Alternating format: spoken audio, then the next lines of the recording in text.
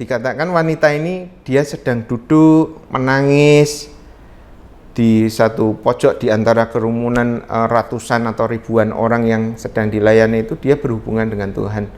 Dia bicara Tuhan, dia minta sesuatu yang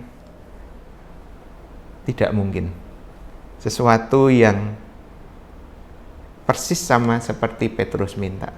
Dia minta Tuhan mengizinkan dia berjalan di atas air dalam bentuk yang berbeda. Siapa wanita ini? Dia adalah Teresa.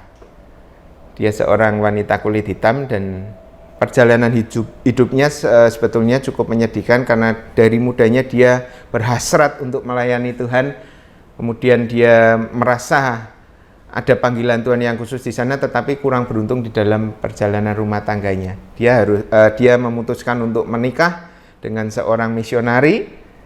Padahal itu ditentang oleh keluarganya. Dia berasal dari keluarga yang cukup kaya, yang cukup terpandang karena dari kalangan pengusaha, sehingga dia tersingkir dari keluarganya karena keputusannya menikah sang misionari. Tetapi rupanya apa yang dia bayangkan kehidupan bersama misionari itu tidak seperti apa yang dia impikan. Misionari itu akhirnya menceraikan dia. Dia tinggal bersama dengan 2 anaknya. Dia mengikuti KKR itu di mana evangelis Reinhard Bonnke sedang memberitakan Injil. Dia di pojok berdoa, dia berdoa demikian. Tuhan, kalau Engkau memberikan 100.000 orang untuk Pastor Reinhard Bonnke, tolong berikan saya 100 jiwa saja Tuhan. Dia begitu menangis, dia minta tanda kepada Tuhan. Tuhan, kalau ada panggilan altar call dari pastor ini supaya maju, saya mau ditumpang tangan oleh Pastor Reinhard Bonnke, dan itu adalah tanda bagi saya untuk memulai pelayanan ini.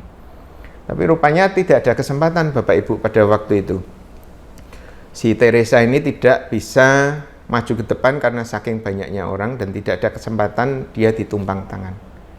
Dia terus berdoa, dia terus melayani Tuhan, dia join dengan pelayanan dia, tapi dia merasa bahwa walaupun saya mengalami ada yang kurang, ada pengurapan yang harus saya terima. Itu dia jalani selama lebih dari 8 tahun. Sampai dia mendengar kabar bahwa penginjil Reinhard Bonnke akan melayani lagi di satu KKR. Dia mengumpulkan uangnya, kemudian dia berangkat, dia menghubungi temannya yang ada di kota tersebut. Dia bilang, aku mau menginap di rumahmu untuk ikut KKR Pastor Reinhard Bonnke. Oke, kemudian dia berangkat dengan uang yang dia kumpulkan, dia berangkat karena dia yakin sekali dia harus menerima urapan Tuhan yang khusus melalui hamba Tuhan ini. Sedangkan Reinhard Bonnke sendiri mencatat di dalam bukunya, ini bukan cara yang saya tentukan atau Tuhan tentukan, tapi ini iman seperti iman wanita yang sakit pendarahan. Kata Pastor Reinhard Bonnke, jangan jadikan ini sebagai patokan.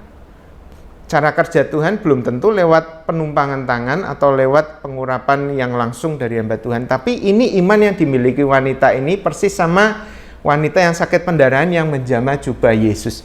Nah, ini yang dilakukan oleh Teresa. Di situ dicatat di dalam buku Pastor Reinhard Bonnke. Kemudian dia datang lebih awal, dia menunggu, dia berdoa terus, Tuhan kalau ada panggilan doa untuk maju ke depan, saya mau maju supaya saya dapat tumpang tangan dan saya menerima urapan Tuhan. Ini iman wanita itu, ini iman Teresa. Betul. Pastor Reinhard Bonnke berkhotbah, kemudian seperti biasa dia mendoakan kesembuhan, dia mendoakan pengampunan dosa, kelepasan dari dosa. Nah, ketika dia mengundang maju, ayo maju, dia yang pertama maju. Nah, apa yang terjadi? Menurut buku itu dicatat ketika dia menangis berdoa dan Pak Reinhard Bonnke ini menumpang tangan atasnya, sesuatu yang dahsyat terjadi. Sehingga judul satu chapter ini lucu. Di situ di judul chapter ini sebetulnya kalau di dalam bukunya adalah sepatu terbang seperti itu. Karena pada waktu Pak Reinhard Bonnke tumpang tangan ke atasnya, wanita ini terpental dengan begitu dahsyat sehingga dia jatuh ke barisan kursi paling depan dan dia tidak sadarkan diri. Sepatunya itu loncat entah kemana dan hilang. Yang satu masih menempel di kakinya, tapi yang satu entah loncat kemana. Nah, di situ Pak Reinhard Bonnke sendiri kaget kenapa ini bisa terjadi, dia bisa terpental begitu jauh. Pada waktu itu dia belum tahu. Tapi kemudian teman yang membawa Ibu Teresa ini mengunjungi KKR itu mengantarkan dia pulang karena dia tidak sanggup bangun berdiri setelah kepenuhan Roh Kudus. Diantar pulang, kemudian sepatunya diantarkan pulang oleh pihak gereja ya yang menyelenggarakan. Dia baru bangun dan dia bilang, ada kuasa yang dahsyat yang saya terima dari Tuhan. Dia mulai memberitakan Injil dengan satu perbedaan yang besar. Dari beberapa orang dia melayani ibu-ibu, dia mendoakan kelepasan, kesembuhan, kuasa Tuhan mengalir di dalam setiap pelayannya. Dari sekian orang, 10 orang, 100 orang. Sampai satu kali dia mengadakan KKR, Ibu Teresa ini mengadakan KKR persis sama di tempat di mana dia meminta kali itu kepada Tuhan, Tuhan berikan aku 100 jiwa. Dan tempat itu penuh.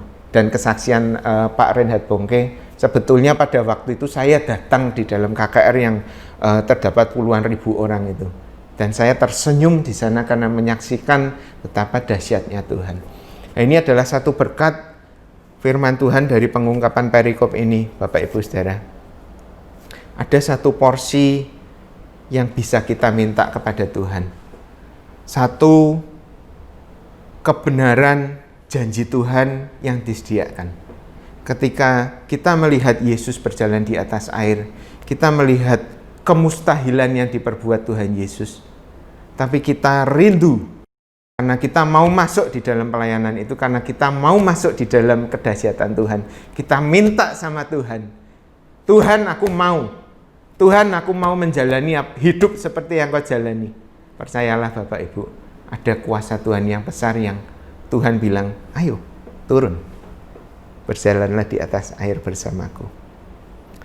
Bapak Ibu, pelajaran ini begitu berdampak pada hidup saya, begitu berdampak kepada kehidupan doa pribadi saya. Dan saya mau Bapak Ibu sekalian mengalami hal yang sama. Hari ini pengungkapan firman Tuhan sudah kita gali bersama-sama dan kita tahu ternyata ada berkat yang luar biasa dari satu perikop yang sederhana ini. Kita boleh meminta kedahsyatan Tuhan terjadi atas hidup kita. Nah Bapak Ibu, kita masih ingat bahwa akan ada hujan akhir di mana kalau kita lihat peta zaman hari-hari ini adalah hari-hari terakhir. Istilah saya, semua checklist kedatangan Tuhan kali kedua sudah ada, sudah tertutup semua. Dan kita bisa yakin, bisa tahu dengan pasti bahwa ini adalah hari-hari terakhir. Dan kita masih ingat Bapak Ibu, ada hujan akhir di mana Roh Kudus akan dicurahkan dengan dahsyat. Kita berdoa bahwa pada hari itu kita tidak duduk diam, tapi kita ikut terlibat di dalam pekabaran kabar baik kepada mereka yang belum mengenal kasih Kristus. Ya, kita minta supaya Tuhan perlengkapi saya dengan kuasa, perlengkapi saya dengan mujizat, supaya di dalam setiap pekabaran Injil ada kuasa, mujizat yang terjadi melalui hidup saya Tuhan demi kemuliaan-Mu. Demikian juga untuk keseharian kita Bapak Ibu, saat ada orang sakit, saat ada orang kesusahan, itu adalah bagian kita untuk turut ambil bagian di dalam kedahsyatan Tuhan. Kita harus minta mujizat, kita harus sama-sama memiliki keyakinan yang kuat bahwa kalau Petrus yang ternyata dia sendiri mengatakan, dia menyuruh mencatat semua kejatuhannya, semua kegagalannya, Petrus yang adalah manusia biasa, dia yang sering kali nampaknya kuat beriman dan percaya, tetapi di saat yang sama dia juga lemah, ceroboh dan gegabah, sehingga itu sering kali membuat dia melakukan berbagai kesalahan. Rasul Petrus yang adalah soko guru gereja saja, dia berkata dia bisa berjalan di atas air. Tuhan aku minta bisa berjalan di atas air, aku yang ceroboh, aku yang penuh kegagalan, aku yang serba salah. Petrus soko guru gereja bisa, kita pasti bisa. Ini yang firman Tuhan ungkapkan. Nah Bapak Ibu, saya akan mengakhiri sharing firman kali ini dengan mengajak Bapak Ibu berdoa, khususnya untuk rekan-rekan kita yang mengalami kondisi kelemahan badan. Mari kita berdoa. Kita minta mujizat Tuhan terjadi. Kita minta kuasa Tuhan terjadi. Oh iya Bapak Ibu, kita akan berdoa secara khusus untuk Dr. Paulus, salah satu hamba Tuhan yang melayani di gereja kita, karena beliau sedang kurang fit badannya. Padahal ini menjelang Natal, nah kita akan sama-sama berdoa. Kita percaya bahwa Tuhan akan tolong. Ya, Bapa, kami bersyukur untuk pengungkapan firman Tuhan yang dahsyat, bahwa pertama Engkau tidak pernah menunda-nunda Tuhan ketika kami di dalam ketakutan, ketika kami di dalam satu keadaan yang mengancam, ketika kami di dalam satu keadaan yang membuat kami khawatir, Engkau menunjukkan bahwa Engkau tidak pernah menunda-nunda dan bersegera datang untuk menjumpai kami dan untuk menyelamatkan kami. Tuhan, kami bersyukur untuk itu.